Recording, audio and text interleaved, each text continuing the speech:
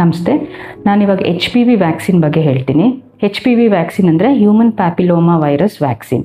So this is given to prevent cervical cancer, vulvovaginal cancer, anorectal cancer, oropharyngeal cancers in females.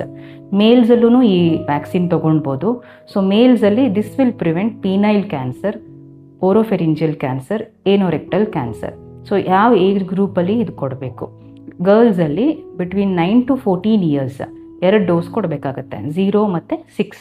ಅಂದರೆ ಈಗ ಒಂದು dose ತೊಗೊಂತು ಅಂತಂದರೆ after 6 months second dose ತೊಗೊಳ್ಬೇಕಾಗತ್ತೆ, 2 doses ಅಷ್ಟೇ.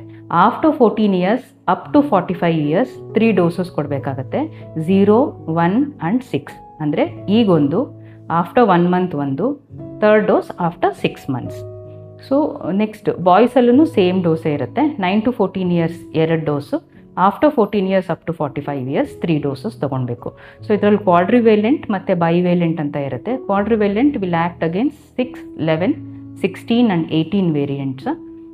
ಬೈವೇಲೆಂಟ್ ಅಂದರೆ it will act against 16 and 18 variant strains. So ಅದರಲ್ಲೂ ಅಷ್ಟೇ 9 to 14 ಇಯರ್ಸ್ ಬೈವೇಲೆಂಟಲ್ಲೂ it will be given in 2 doses.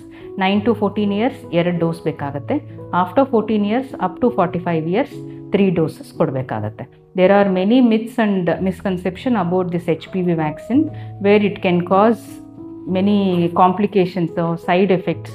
It will affect the menstrual cycle, weight gain ಆಗುತ್ತೆ, it will cause infertility. ಇದೆಲ್ಲ myths. This is not true. There are no major side effects. It will not affect menstrual cycle. This vaccine can be taken even during menstrual cycle. Fertility ಮೇಲೆ ಏನೂ effect ಆಗಲ್ಲ. It is a very good vaccine where the efficacy is around 93% to 100%. Both males and females both can be taken from the age group of 9 years to 45 years.